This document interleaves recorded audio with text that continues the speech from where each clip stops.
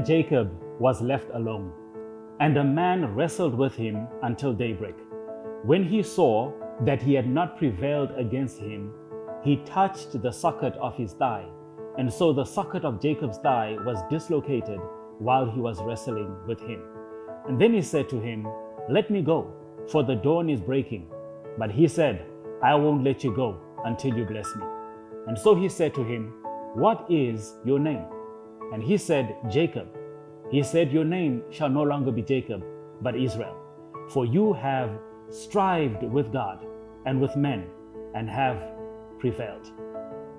This is probably one of the most interesting of questions for me personally. When you think about where Jacob is in this situation, Jacob is alone. He has made a lot of choices that have led him to this place. He can't depend on people. He can't depend on family. He cannot depend on himself. And so while in the night being by himself, we are told that Jacob wrestles with a man he doesn't know is an angel. And so throughout the whole night, Jacob is wrestling. Do you ever feel like you're wrestling with God? Not that you want to fight against God, but you're trying to make a decision. You're trying to have a change in your life. And yet you haven't gotten to the place where you can decide. Jacob wrestles until the daybreak. And when he notices that this is an angel of God, Jacob says, "I won't let go till you bless me." Are you wrestling with God because you're angry with him? Or are you wrestling with God because you're trying to get right with him? Those are two different things.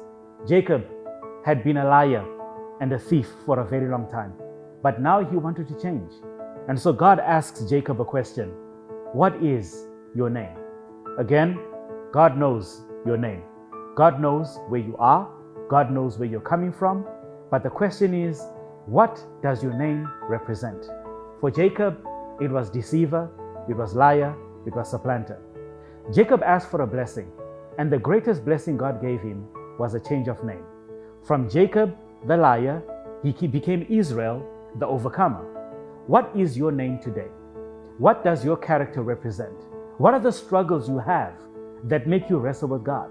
God is asking, listen, who were you? Now you're not that person anymore. You are an overcomer. Is there anything you need to overcome in this life? Is there anything that you are defined by? Are you like the woman at the well? Are you like the woman with the issue of blood?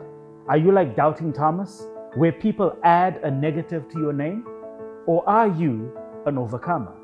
You decide and answer the question.